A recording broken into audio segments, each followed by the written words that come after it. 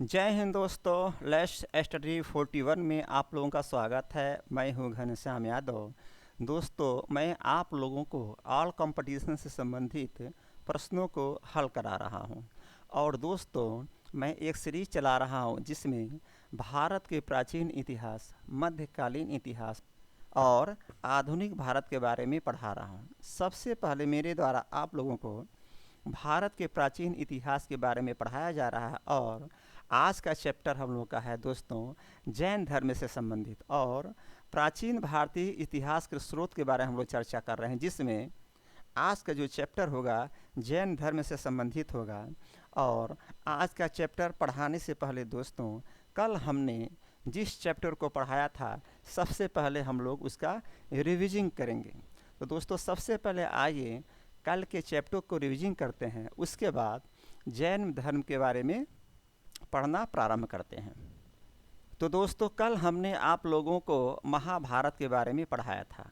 महाभारत के बारे में पढ़ाया था जिसमें हमने आपको बताया था कि महाभारत को वेद व्यास के द्वारा लिखा गया था और सबसे बड़ा युद्ध महाभारत का युद्ध हुआ था। महाभारत को वेद व्यास के द्वारा लिखा गया था और सबसे बड़ा युद्ध महाभारत का युद्ध हुआ था। और दोस्तों, जो ये युद्ध हुआ था वो कंटिन्यू 18 दिन तक चला था। और महाभारत में 18 पर्व थे, यानी कि महाभारत का जो रचयिता थे वो वेद व्यास थे। और सबसे बड़ा युद्ध महाभारत का हुआ जो 18 दिन कंटिन्यू चला। और दोस्तों, महाभारत में 18 पर्व होते हैं।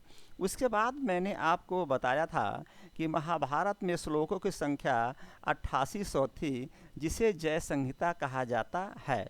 प्रश्न आएगा जय संहिता किसे कहा जाता है, तो उत्तर देंगे महाभारत में जो 88 श्लोक हैं उसी को जय संहिता कहा जाता है। फिर मैंने आपको आगे बताया था कि वर्तमान में श्लोकों की संख्या 1,11,000 है। और दोस्तों, सबसे महत्वपूर्ण पर्व भीष्म पर्व है। जो मैंने आपको बताया था कि महाभारत में जो 18 पर्व है, इसमें सबसे महत्वपूर्ण पर्व भीष्म पर्व है। और दोस्तों, भीष्म पर्व को ही भागवत गीता कहते हैं। भीष्म पर्व को ही भगवत गीता कहते हैं और भगवत गीता को शॉर्टकट में गीता कहते हैं। भगवत गीता को शॉर्टकट में गीता कहते हैं। और महाभारत का फारसी में अनुवाद अब्दुल रहीम खाना के द्वारा किया गया था, जो अकबर के समय में इसका अनुवाद किया गया था। फिर मैंने आपको बताया था मनुस्मृति के बारे में। और दोस्तों, मनुस्मृति के बारे में मैंने आपको बताया था कि मनुस्मृति भारत की सबसे पहले ये कानूनी पुस्तक है। मनुस्मृति भारत की सबसे पहले कानूनी पुस्तक है। और याज्ञवल्क्य स्मृति को याज्ञवल्क्य ऋषि के द्वारा लिखा गया था। और दोस्तों, याज्ञवल्क्य ऋषि ने कहा था कि आपके मन में जो आए सो करिए। मैंने आपको बताया था कल कि याज्ञवल्क्य ऋषि ने बताया था कि अगर आपको जुआ खेलना है जुआ खेलिए, शराब पीना शराब पीजिए, जो भी करना है करिए, मन को तकलीफ मत दीजिए। फिर मैंने बताया था आप लोगों को कि स्मृति साहित्य 36 प्रकार के होते हैं, यानी इनकी संख्या 36 है। और मनुस्मृति में महिलाओं को बहुत ही निम्न स्तर के रूप में दर्शाया गया था। और मैंने ये भी बताया था अथर्ववेद में कन्याओं के जन्म की निंदा की गई थी। फिर मैंने आपको आगे बताया था मनुस्मृति में कि लड़के की उम्र 25 वर्ष और लड़कियों की उम्र 12 वर्ष रखी गई थी शादी की। यानी शादी की जो उम्र होती है बच्चों की, लड़कों की उम्र 25 वर्ष किया गया था और लड़कियों का उम्र 12 वर्ष रखी गई थी। 16 प्रकार के संस्कार होते हैं, जिसमें अंतिम संस्कार 16वां संस्कार होता है। फिर इसी कड़ी मैंने आपको आगे बताया कि मनुस्मृति के अनुसार ऋण 3 प्रकार के होते हैं। पहला देव ऋण, दूसरा पितृ ऋण और तीसरा ऋषि ऋण। आगे बताया मनुस्मृति के अनुसार देव ऋण से मुक्ति पाने के लिए पूजा पाठ हवन कुंड अगर आप करते हैं तो देव ऋण से आपको मुक्ति मिल जाएगी। और मनुस्मृति में ही बताया गया कि पितृ ऋण से मुक्ति पाने के लिए संतान की उत्पत्ति करना जरूरी होता है। अर्थात आप भी शादी करिए और जब आपका संतान हो जाएगा तो पितृ ऋण से आपको मुक्ति मिल जाएगी। कि मनुस्मृति के अनुसार ही ऋषि ऋण से मुक्ति पाने के लिए आप शिक्षा दे करके ऋषि ऋण से मुक्ति पा सकते हैं। लेकिन दोस्तों एक ऋण और है जो कि उसको कहते हैं मातृ ऋण। मातृ ऋण कभी भी नहीं चुकाया जा सकता है, ऐसी बात मनुस्मृति में लिखी गई है। यानी कि मनुस्मृति के अनुसार मातृ ऋण कभी भी नहीं चुकाया जा सकता है। फिर आगे मैंने आपको बताया था कि मनुस्मृति के आधार पर पुरुषार्थ 4 प्रकार के होते हैं: धर्म, अर्थ, काम और मोक्ष। फिर इसी कड़ी में अगले आपको बताया था कि भारत के संस्कृति के आधार पर जीवन को 4 भागों में बांटा गया।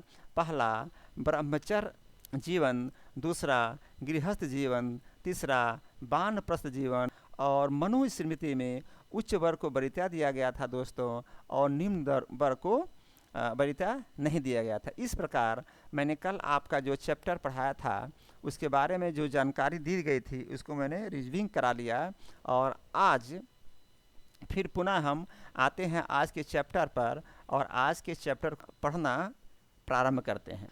तो दोस्तों आज का चैप्टर है जैन धर्म से संबंधित। आज का चैप्टर है जैन धर्म से संबंधित। तो दोस्तों इसमें पहला प्रश्न बना कि जैन धर्म के संस्थापक कौन थे। जैन धर्म के संस्थापक कौन थे? तो दोस्तों उत्तर देंगे जैन धर्म के संस्थापक ऋषभदेव थे। जैन धर्म के संस्थापक कौन थे? तो दोस्तों इसका उत्तर होगा जैन धर्म के संस्थापक ऋषभदेव थे। दोस्तों सबसे पहले मैं आपको ये बताना चाहूँगा कि आखिर में जैन धर्म आया क्यों, या इसके बाद में आपको फिर पढ़ाऊँगा बुद्ध धर्म के बारे में, तो ये इसकी आवश्यकता क्यों पड़ी। तो मैं आपको बताऊँ 10,000 ईसा पूर्व दोस्तों मेसोपोटामिया की सभ्यता स्टार्ट हुई थी। एकदम गांव की सभ्यता थी, कोई प्रॉब्लम नहीं था। फिर सिंधु सभ्यता आई जो 2500 ईसा पूर्व में सिंधु सभ्यता आई थी, और सिंधु सभ्यता 2500 ईसा पूर्व से लेकर के 1750 ईसा पूर्व तक सिंधु सभ्यता चली। फिर उसके बाद दोस्तों 1500 ईसा पूर्व में वैदिक सभ्यता आया। वैदिक सभ्यता 1500 ईसा पूर्व में आया और ये 600 ईसा पूर्व तक चला। उसके बाद ये क्रम चलता चला गया। और दोस्तों मैं आपको बताऊं, जब भी समाज में कोई कुरीतियाँ आती हैं तो उस कुरीतियों को समाप्त करने के लिए या उस कुरीतियों से लड़ने के लिए कोई न कोई सभ्यता जन्म लेती है। तो ये जैन धर्म और बौद्ध धर्म कुरीतियों के लड़ने से लिए, वो जो पीछे की कुरीतियाँ थीं, जो समाज में कुरीतियाँ फैल गई थी, व्यभिचार फैल गया था, उससे लड़ने के लिए जैन धर्म आया। ऐसे तो दोस्तों कम से कम 70 से 72 ऐसे धर्म आए, 72 धर्म, लेकिन उसमें से सबसे अधिक जैन धर्म और बौद्ध धर्म प्रसिद्ध हुआ। तो वही दोस्तों आज हम लोग जैन धर्म के बारे में पढ़ेंगे। तो पहला क्वेश्चन आया जैन धर्म के बारे में कि जैन धर्म के संस्थापक कौन थे। तो दोस्तों मैं पहले ही बता चुका हूँ, जब कोई धर्म आता है या चाहे कोई बात होती है तो कोई न कोई उसका संस्थापक होता है। तो जैन धर्म में पहला ही क्वेश्चन ही आया कि जैन धर्म के संस्थापक कौन थे। तो दोस्तों उत्तर है जैन धर्म के संस्थापक ऋषभदेव थे। फिर अगला प्रश्न आया कि जैन धर्म के पहले तीर्थंकर कौन थे। जैन धर्म के पहले तीर्थंकर कौन थे? तो दोस्तों इसका उत्तर है जैन धर्म के पहले तीर्थंकर ऋषभदेव थे। यानी कि जैन धर्म के संस्थापक भी ऋषभदेव थे और जैन धर्म के तीर्थंकर भी ऋषभदेव थे। ये जो तीर्थंकर है दोस्तों आप लोग देख रहे हैं, तीर्थंकर है, ये तीर्थंकर है, यहाँ पर वो छूट गया है।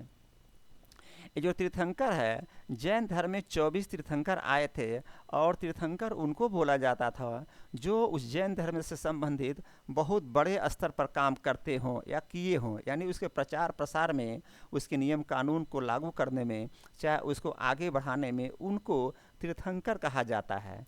तो दोस्तों जैन धर्म में 24 तीर्थंकर आए, उसमें से सबसे पहले तीर्थंकर थे ऋषभदेव, और ऋषभदेव ही जैन धर्म के संस्थापक थे। फिर अगला प्रश्न बना कि जैन धर्म के कितने तीर्थंकर थे। तो मैंने अभी आपको बताया कि जैन धर्म में 24 तीर्थंकर हुए थे। दोस्तों अगला प्रश्न है कि जैन धर्म के 22वें तीर्थंकर कौन थे। तो दोस्तों जैन धर्म के 22वें तीर्थंकर अरिष्टनेमी थे। जैन धर्म के पहले तीर्थंकर ऋषभदेव, उसके बाद आया जैन धर्म के 22वें तीर्थंकर कौन है? तो दोस्तों इसका उत्तर है जैन धर्म के 22वें तीर्थंकर अरिष्ट नेमी है।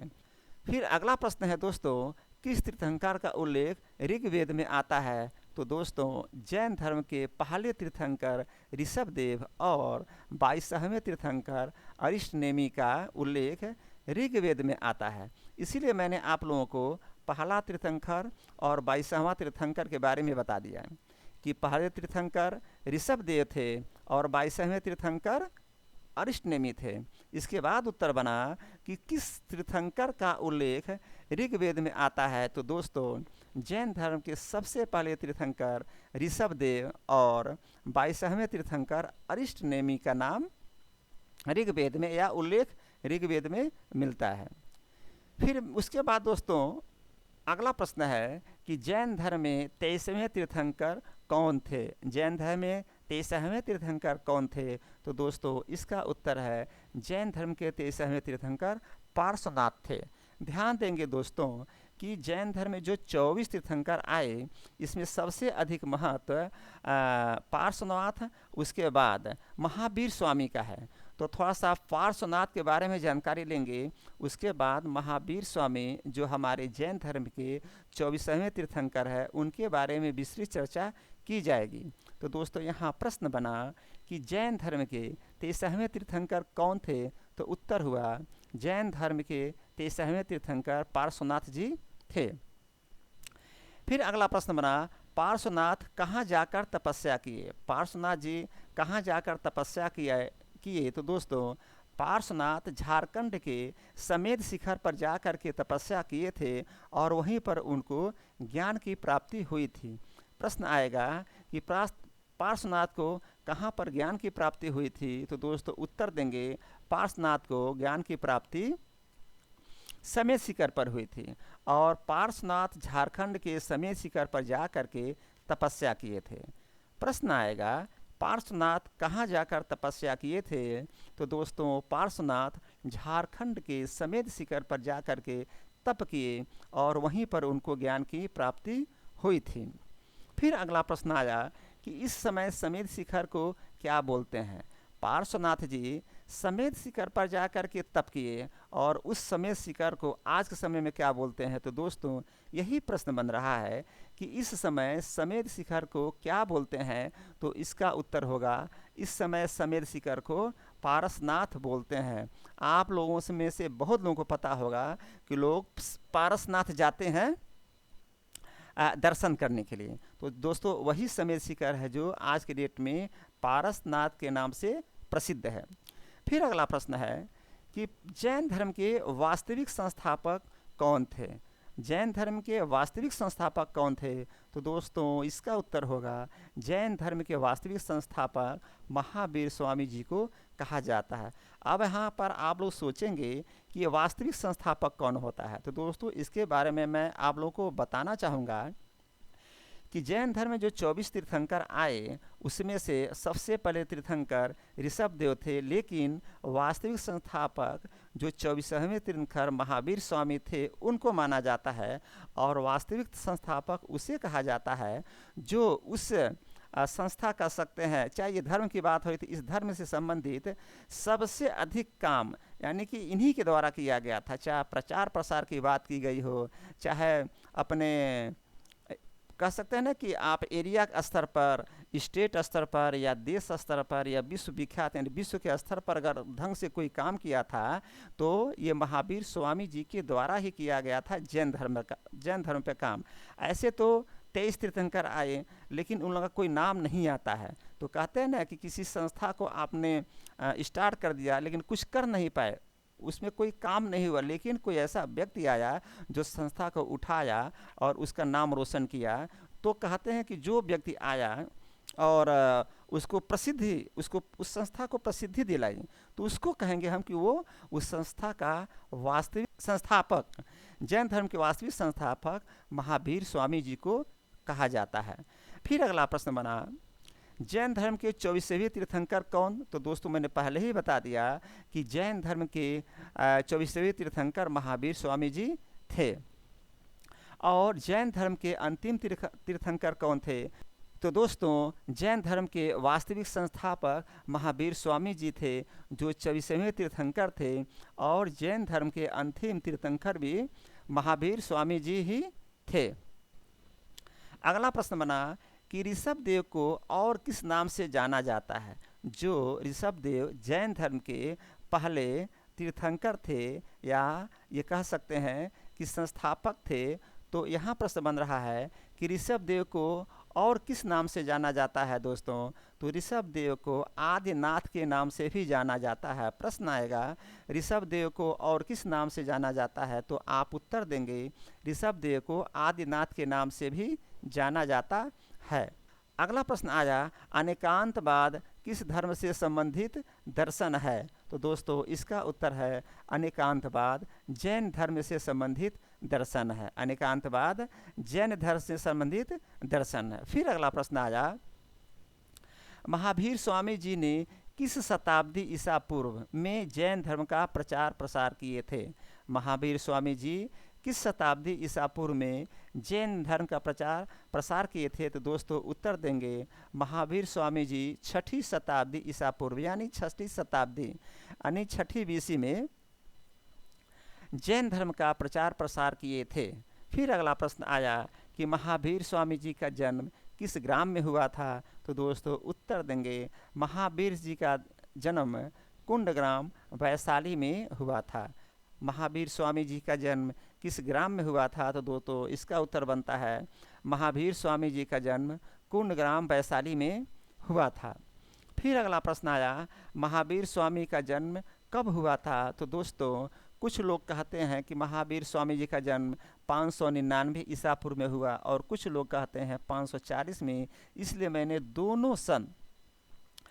दोनों मैंने यहाँ पर क्या बोलते हैं डेट डाल दिया कि महावीर स्वामी जी का जन्म 599 या 540 ईसा पूर्व में हुआ। ऐसे 540 जो है इसको सब बहुत लोग मानते हैं, लेकिन 599 को कम लोग मानते हैं। तो दोस्तों मैंने दोनों डेट डाल दिया 599 और 540।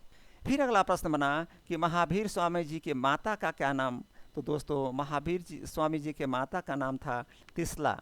महावीर स्वामी जी का माता का नाम क्या है? त्रिशला। महावीर स्वामी जी का जन्म कुंडग्राम वैशाली में हुआ था, और उनका जन्म 599 या 540 दोनों में आपको मैंने डाल दिया डेट, और सबसे इसमें प्रसिद्ध है 540। तो आएगा तो दोस्तों उत्तर में 540 ही डालिएगा, कोई बात नहीं है। अगला प्रश्न बना था महावीर स्वामी जी के माता का क्या नाम है? तो दोस्तों महावीर स्वामी जी के माता का नाम त्रिशला था। और अगला प्रश्न बना कि महावीर स्वामी जी के पिता का क्या नाम है? दोस्तों तो महावीर स्वामी जी के पिता का नाम सिद्धार्थ था। महावीर स्वामी जी के पिता का नाम सिद्धार्थ था, और जो कि ज्ञात्रिक कुल के क्षत्रिय थे। ध्यान देंगे महावीर स्वामी क्षत्रिय थे, और किस कुल के थे? तो ज्ञात्रिक कुल के थे। प्रश्न आएगा महावीर स्वामी जी के पिता का क्या नाम था? तो दोस्तों महावीर स्वामी जी के पिता का नाम सिद्धार्थ था, जो कि ज्ञात्रिक कुल के क्षत्रिय थे। अगला प्रश्न महावीर स्वामी जी के बचपन का क्या नाम था? तो दोस्तों महावीर स्वामी जी के बचपन का नाम वर्धमान था।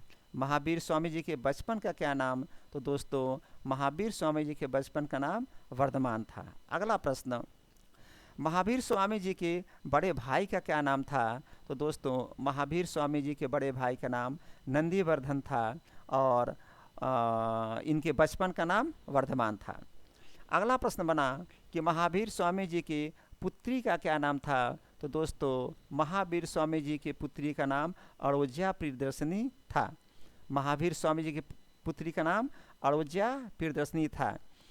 फिर जरा इसको रिवीजन करते हैं, 2-4 क्वेश्चन पीछे से। कि महावीर स्वामी जी के माता का क्या नाम, तो दोस्तों महावीर स्वामी जी के माता का नाम त्रिशला था। फिर अगला प्रश्न, महावीर स्वामी जी के पिता का नाम, तो दोस्तों इनके पिता का नाम सिद्धार्थ था और ये गायत्रिक कुल के क्षत्रिय थे। और महावीर स्वामी जी के बचपन का नाम वर्धमान था। और दोस्तों महावीर स्वामी जी के बड़े भाई का नाम नंदीवर्धन था। और महावीर स्वामी जी की पुत्री का नाम अड़ोजा प्रियदर्शनी था। फिर अगला प्रश्न है कि महावीर स्वामी जी की पत्नी का क्या नाम है दोस्तों, तो महावीर स्वामी जी की पत्नी का नाम यशोदा था। महावीर स्वामी जी की पत्नी का नाम यशोदा। महावीर स्वामी जी के पुत्री का नाम अड़ोजा प्रियदर्शनी।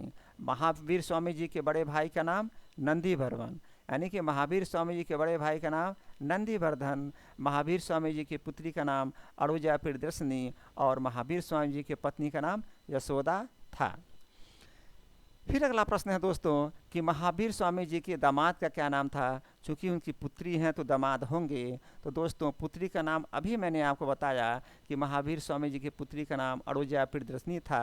तो दोस्तों अड़ोजा प्रियदर्शनी की शादी जमाली से हुआ था। इस प्रकार जमाली महावीर स्वामी जी के दामाद हो गए। अर्थात ये प्रश्न पूछेगा महावीर स्वामी के दामाद का क्या नाम है, तो दोस्तों आप उत्तर देंगे महावीर स्वामी जी के दामाद का नाम जमाली था। फिर अगला प्रश्न बना कि महावीर स्वामी के प्रथम शिष्य कौन थे। तो दोस्तों इसका उत्तर होगा महावीर स्वामी जी के प्रथम शिष्य उनके दामाद जमाली थे, यानी कि उनकी बेटी का शादी किससे हुआ, जमाली से हुआ। और जमाली क्या हुए, महावीर स्वामी जी के दामाद बन गए। और यही दामाद आगे चल कर के महावीर स्वामी जी के प्रथम शिष्य हुए। तो प्रश्न आएगा दोस्तों कि महावीर स्वामी जी के प्रथम शिष्य कौन थे। तो दोस्तों आप उत्तर देंगे कि महावीर स्वामी जी के प्रथम शिष्य उनके दामाद जमाली थे। अगला प्रश्न आया कि महावीर स्वामी किस जाति के थे। तो दोस्तों अभी मैंने आपको बताया कि महावीर स्वामी जी क्षत्रिय जाति के थे। महावीर स्वामी किस जाति के थे, तो दोस्तों उत्तर देंगे महावीर स्वामी क्षत्रिय जाति के थे। तो दोस्तों आइए जरा एक बार जैन धर्म का ये भाग 1 है और इसको दोबारा रिवीजन करते हैं ताकि आप लोगों को बेहतर तरह से ये याद हो जाए। तो दोस्तों मैंने आपको बताया कि जैन धर्म आखिर में आया क्यों, चाहे उसके बाद हम बताएंगे बौद्ध धर्म, तो बौद्ध धर्म आया क्यों। तो मैं दोस्तों इसके बारे में आपको बताना चाहूँगा कि जब भी कोई संस्था बनती है या समुदाय समिति कुछ भी हो, अगर उसका गठन किया जाता है, चाहे धर्म बना जिसे जैन धर्म ही बना, चाहे इसके पहले बहुत सारे संस्थाएं आई। जैसे मैं आपको बताऊं कि मैं अभी पहले भी बताया है कि सिंधु सभ्यता आई, उसके पहले मेसोपोटामिया सभ्यता थी, फिर वैदिक काल आया। तो वैदिक काल में जब ऋग्वेद का वर्णन किया गया या ऋग्वेद लिखा गया, तो दोस्तों उस समय समाज को 4 भागों में बांटा गया था। पहला था ब्राह्मण, दूसरा था क्षत्रिय, तीसरा था वैश्य और चौथा था शूद्र। ध्यान देंगे जब ऋग्वेद लिखा गया दोस्तों 15वीं BC में, तो उस समय सबसे पहले ऋग्वेद लिखा गया था, फिर साम में लिखा गया था, फिर यजुर्वेद लिखा गया, फिर अथर्ववेद लिखा गया था। तो सबसे पहले जब ऋग्वेद लिखा गया था तो उस समय समाज को 4 वर्णों में बांटा गया था। ये बहुत अस्थिर व्यवस्था थी। और जो दोस्तों समाज को बांटा गया था 4 वर्णों में, वो कर्म आधारित व्यवस्था थी, न कि जन्म आधारित। यानी जिसका जैसा कर्म था उसके आधार पर उस वर्ण में उसको रखा गया था। तो सबसे पहले ब्राह्मण था। जो शिक्षा का काम करते थे वो ब्राह्मण थे, और जो रक्षा का काम करते थे वो क्षत्रिय थे, और जो व्यापार का काम करते थे वो वैश्य या बनिया थे दोस्तों, और जो सेवा का काम करते थे उनको शूद्र में रखा गया था। तो कह सकते हैं कि ऐसा व्यक्ति, जो मैंने उदाहरण दिया था कि 1 वेदी को पढ़ने वाले को वेदी कहते थे, 2 वेदी को पढ़ने वाले को द्विवेदी कहते थे, 3 वेद को पढ़ने वाले को त्रिवेदी कहते थे, और 4 वेद को पढ़ने वाले को चतुर्वेदी कहते थे। उस समय की बात बता रहा हूँ। और मान लीजिए कोई व्यक्ति है और वो चतुर्वेदी है और 4 वेदों को पढ़ चुका था ऋग्वेद में, ऋग्वेद के टाइम में, और उसका बच्चा अगर हुआ कोई बेटा, मान लीजिए 2 बेटा हुआ था, मैं पहले भी उदाहरण दिया था कि वो 2 वेदों को पढ़ लिया तो उसको चतुर्वेदी नहीं कहा जाता था, कर्म के आधार पर उसको द्विवेदी ही कहा जाता था। लेकिन पापा क्या थे? चतुर्वेदी थे। मान लीजिए दूसरा बच्चा हुआ, वो 3 वेद पढ़ लिया तो उस बच्चे को त्रिवेदी कहा जाता था, न कि चतुर्वेदी। चूँकि पापा तो चतुर्वेदी थी, लेकिन नहीं, उस समय जो व्यवस्था थी वो कर्म आधारित थी, इसलिए बेटे का कर्म क्या था? 2 वेद पढ़ा तो द्विवेदी बना कर्म के आधार पर, 3 वेद पढ़ा था त्रिवेदी बना था, लेकिन पापा चतुर्वेदी थे। लेकिन यही जब अथर्ववेद में हम आ जाते हैं, उत्तर वैदिक काल में, तो उस समय जो व्यवस्था बन गई थी वंश के आधार पर बन गई, यानी यहाँ पर कुरीतियाँ, यानी कि कहते हैं समाज में प्रदूषण आना स्टार्ट हो गया।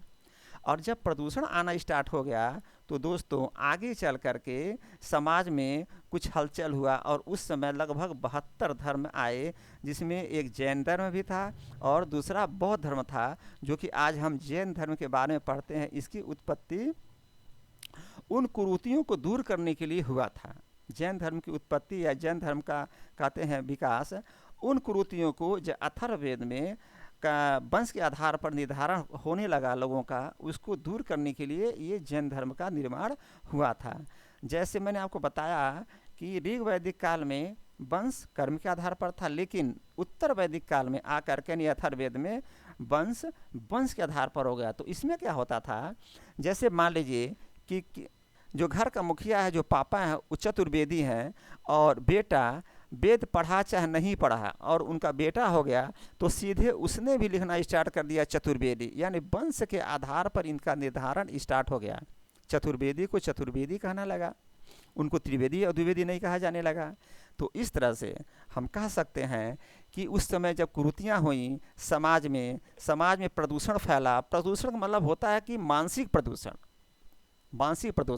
तब जाकर के लगभग 72 धर्म आए, जिसमें सबसे अधिक प्रसिद्ध जैन धर्म और बौद्ध धर्म आया। और दोस्तों आज हम जो पढ़ रहे हैं सब्जेक्ट चैप्टर, वो जैन धर्म ही है। तो आइए इसका रिवीजन एक बार और करते हैं। तो जैन धर्म में पहले सबसे प्रश्न यही आया कि जैन धर्म के संस्थापक कौन थे दोस्तों? तो जैन धर्म के संस्थापक ऋषभदेव थे। और जैन धर्म के पहले तीर्थंकर कौन? तो दोस्तों जैन धर्म के पहले तीर्थंकर ऋषभदेव ही थे, यानी कि जैन धर्म के संस्थापक ऋषभदेव हुए और जैन धर्म के पहले तीर्थंकर भी ऋषभदेव ही हुए। अगला प्रश्न, जैन धर्म में कितने तीर्थंकर आए? दोस्तों जैन धर्म में 24 तीर्थंकर आए। और जैन धर्म के 22वें तीर्थंकर कौन थे? तो दोस्तों जैन धर्म के 22वें तीर्थंकर अरिष्ट नेमी थे। अगला प्रश्न, किस तीर्थंकर का उल्लेख ऋग्वेद में आता है? तो दोस्तों जैन धर्म के पहले तीर्थंकर ऋषभदेव और 22वें तीर्थंकर अरिष्ट नेमी का उल्लेख ऋग्वेद में आता है। जैन धर्म के 23वें तीर्थंकर कौन थे? तो दोस्तों जैन धर्म के 23वें तीर्थंकर पार्श्वनाथ थे। और पार्श्वनाथ कहाँ जाकर तपस्या किए दोस्तों? तो पार्श्वनाथ झारखंड के समेध शिखर पर जाकर के तपस्या किए थे और वहीं पर उनको ज्ञान की प्राप्ति हुई थी। अगला प्रश्न बना, इस समय समेध शिखर को क्या बोलते हैं? तो दोस्तों समेध शिखर को आज के समय में पारसनाथ बोलते हैं। और जैन धर्म के वास्तविक संस्थापक कौन थे? तो दोस्तों जैन धर्म के वास्तविक संस्थापक महावीर स्वामी जी थे। और ये भी प्रश्न बना कि जैन धर्म के 24वें तीर्थंकर कौन थे? तो दोस्तों जैन धर्म के वास्तविक संस्थापक महावीर स्वामी थे और जैन धर्म के 24वें तीर्थंकर भी महावीर स्वामी जी ही थे। अगला प्रश्न बना, जैन धर्म के अंतिम तीर्थंकर कौन थे? तो दोस्तों जैन धर्म के अंतिम तीर्थंकर महावीर स्वामी जी थे, यानी कि जैन धर्म में 1 से 24 तीर्थंकर थे और 24 के बाद कोई तीर्थंकर नहीं आए। और जैन धर्म के अंतिम तीर्थंकर भी महावीर स्वामी जी ही थे। फिर अगला प्रश्न, ऋषभदेव को किस नाम से जाना जाता है? ऋषभदेव को और किस नाम से जाना जाता है? तो दोस्तों ऋषभदेव को आदिनाथ के नाम से भी जाना जाता है। और अगला प्रश्न बना, अनेकांतवाद किस धर्म से संबंधित है? तो दोस्तों अनेकांतवाद जैन धर्म से संबंधित है। अगला प्रश्न बना, महावीर स्वामी जी ने किस शताब्दी ईसा पूर्व में जैन धर्म का प्रचार प्रसार किया था?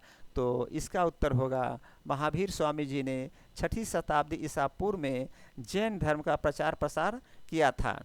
अगला प्रश्न बना, महावीर स्वामी जी का जन्म किस ग्राम में हुआ था? तो दोस्तों महावीर स्वामी जी का जन्म कुंडग्राम वैशाली में हुआ था। और दोस्तों महावीर स्वामी का जन्म कब हुआ था?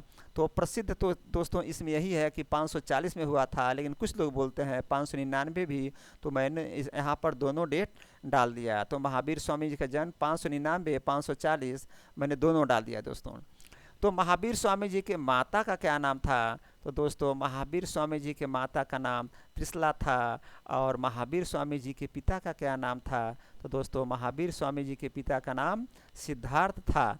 अगला प्रश्न बना, महावीर स्वामी जी के बचपन का क्या नाम था? तो दोस्तों महावीर स्वामी जी के बचपन का नाम वर्धमान था। और अगला प्रश्न बना, महावीर स्वामी जी के बड़े भाई का क्या नाम था? तो दोस्तों महावीर स्वामी जी के बड़े भाई का नाम नंदीवर्धन था। हाँ, महावीर स्वामी जब घर त्याग करके 30 वर्ष की उम्र में घर त्याग रहे थे, तो नंदीवर्धन से ही उन्होंने आशीर्वाद लिया या आज्ञा लिया, तब जाकर इन्होंने घर छोड़ा था। तो यही प्रश्न यहाँ पर बना कि महावीर स्वामी जी के बड़े भाई का क्या नाम था? तो दोस्तों महावीर स्वामी जी के बड़े भाई का नाम नंदीवर्धन था। अगला प्रश्न बना, महावीर स्वामी जी के पुत्री का क्या नाम था? तो दोस्तों महावीर स्वामी जी के पुत्री का नाम अरुज्या प्रियदर्शनी था। और महावीर स्वामी जी के पत्नी का क्या नाम था? तो दोस्तों उत्तर है महावीर स्वामी जी के पत्नी का नाम यशोदा था। और महावीर स्वामी जी के दामाद का क्या नाम था? तो दोस्तों महावीर स्वामी जी के दामाद का नाम जमाली था। यानी कि महावीर स्वामी जो पुत्री अरुजा प्रियदर्शनी थी, इनकी शादी जमाली से हुई थी। और इस प्रकार जमाली महावीर स्वामी जी के दामाद बन गए। अगला प्रश्न बना, महावीर स्वामी जी के प्रथम शिष्य कौन थे? तो दोस्तों इसका उत्तर होगा महावीर स्वामी जी के प्रथम शिष्य उनके दामाद जमाली थे। और महावीर स्वामी किस जाति के थे? तो दोस्तों उत्तर बना महावीर स्वामी जी क्षत्रिय जाति के थे। दोस्तों एक बार आए और इनका रिवीजन करते हैं, उसके बाद क्लास को समाप्त करेंगे। तो चलिए दोस्तों फटाफट एक बार और रिवीजन कर लेते हैं जैन धर्म के भाग 1 को। तो दोस्तों मेरे द्वारा जैन धर्म के बारे में बताया जा रहा है और पढ़ाया जा रहा है। अभी मैंने आप लोगों को जैन धर्म के भाग 1 को समझाया, और आइए एक बार इनका फटाफट रिवीजन कर लेते हैं। दोस्तों सबसे पहले मैंने आपको बताया था जैन धर्म के संस्थापक ऋषभदेव थे, और जैन धर्म के पहले तीर्थंकर भी ऋषभदेव ही थे। और जैन धर्म में 24 तीर्थंकर हुए थे, और दोस्तों 22वें तीर्थंकर का नाम अरिष्टनेमी था। और दोस्तों जैन धर्म के पहले तीर्थंकर ऋषभदेव और 22वें तीर्थंकर अरिष्टनेमी का उल्लेख ऋग्वेद में भी मिलता है। और जैन धर्म के 23वें तीर्थंकर पार्श्वनाथ थे। पार्श्वनाथ झारखंड के समेत शिखर पर जाकर के तपस्या किए थे, और वहीं उनको ज्ञान की प्राप्ति हुई थी। और समेत शिखर आज पारसनाथ से प्रसिद्ध है। जैन धर्म के वास्तविक संस्थापक महावीर स्वामी जी थे। और दोस्तों जैन धर्म के 24वें तीर्थंकर महावीर स्वामी जी ही थे। और जैन धर्म के अंतिम तीर्थंकर महावीर स्वामी जी ही थे। यानी कि यहाँ पर 3 प्रश्न आया कि जैन धर्म के वास्तविक संस्थापक महावीर स्वामी जी थे, जैन धर्म के 24वें तीर्थंकर महावीर स्वामी जी थे, और जैन धर्म के अंतिम तीर्थंकर तो दोस्तों महावीर स्वामी थे।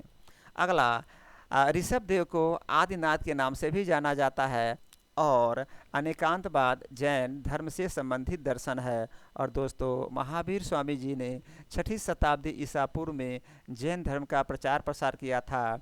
और महावीर स्वामी का जन्म कुंडग्राम वैशाली में हुआ दोस्तों। और इनका जन्म 599 और 540 दो यहाँ पर डेट है। 540 सबसे प्रसिद्ध है, लेकिन कुछ लोगों का कहना 599, इसलिए मैंने दोनों डेट यहाँ डाल दिया। फिर आगे आया कि दोस्तों महावीर स्वामी जी के माता का नाम त्रिशला था, और महावीर स्वामी जी के पिता का नाम सिद्धार्थ था, जो कि ज्ञातिर कुल के क्षत्रिय थे। और दोस्तों महावीर स्वामी जी के बचपन का नाम वर्धमान था, और महावीर स्वामी जी के बड़े भाई का नाम नंदीवर्धन था। और दोस्तों महावीर स्वामी जी की पुत्री का नाम अरुज्या प्रियदर्शनी था, और महावीर स्वामी जी के पत्नी का नाम यशोदा था। और दोस्तों महावीर स्वामी जी के दामाद का नाम जमाली था। और महावीर स्वामी जी के प्रथम शिष्य उनके दामाद जमाली ही हुए थे। और दोस्तों लास्ट में महावीर स्वामी जी क्षत्रिय जाति के थे। तो दोस्तों आज हम लोगों ने जैन धर्म भाग 1 पढ़ा, उसके बाद 2 पढ़ेंगे, फिर 3 पढ़ेंगे और उसके बाद हम क्लास को समाप्त करेंगे। लेकिन आज का क्लास यहीं समाप्त होता है। दोस्तों मैं कहना चाहूँगा कि अगर आपको लगता है कि आपको हमारे क्लास से कुछ फ़ायदा होता है और आपका फ्यूचर में आप कंपटीशन में बैठेंगे तो आपको इससे कुछ फ़ायदा होगा, तो दोस्तों इसको लाइक करिए, सब्सक्राइब करिए और कमेंट करिए। और दोस्तों कुछ प्रॉब्लम आपको लगती है, चाहे कोई बात आपको कहनी है, तो कमेंट सेक्शन में आप डाल सकते हैं, मैं उसका उत्तर दूंगा। और यहीं पर आप लोगों का क्लास में समाप्त करता हूँ। जय हिंद, जय भारत।